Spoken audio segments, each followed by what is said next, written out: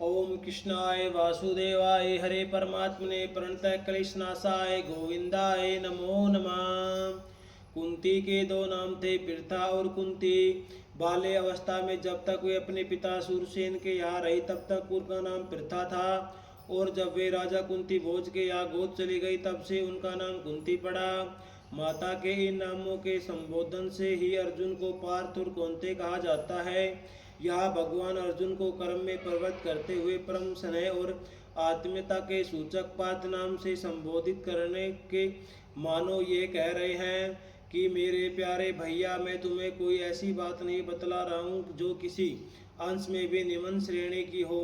तुम मेरे अपने भाई हो। मैं तुमसे वही कहता हूँ जो मैं स्वयं करता हूँ और जो तुम्हारे लिए परम श्रेष्ठकर है। तीनों लोकों में मेरा कुछ भी कर्तव्य नहीं है। इस कथन का क्या भाव है?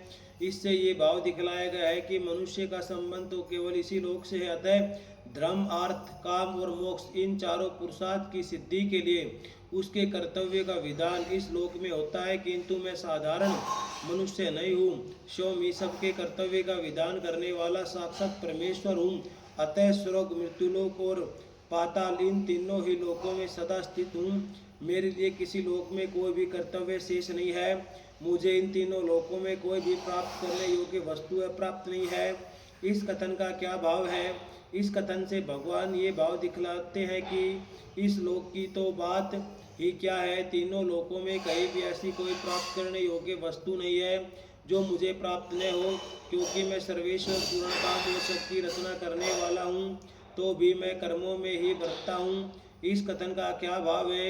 इससे भगवान ने ये भाव दिखलाया है कि मुझे किसी भी वस्तु की आवश्यकता नहीं है और मेरे लिए कोई भी कर्तव्य शेष नहीं है, तो भी लोक संग्रह को और देखकर मैं सब लोगों पर दया करके कर्मों में ही लगा हुआ हूँ, कर्मों का त्याग नहीं करता। इसलिए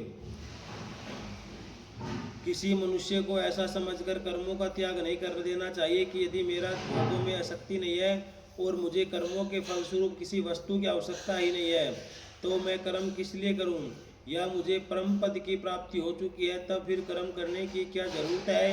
क्योंकि अन्य किसी कारण से कर्म करने की आवश्यकता न रहने पर भी मनुष्य को लोक संग्रह की दृष्टि से कर्म करना चाहिए। ओम कृष्णाय वासुदेवाय हरे परमात्मने प्रणतः क्लेशनाशाय गोविंदाय नमो नमः। जय श्री हरि भगवान की जय हो। ओम श्री परमात्मने नमः। ओम कृष्णाय वासुदेवाय हरे परमात्मने प्रणतः क्लेशनाशाय गोविंदाय नमो नमः।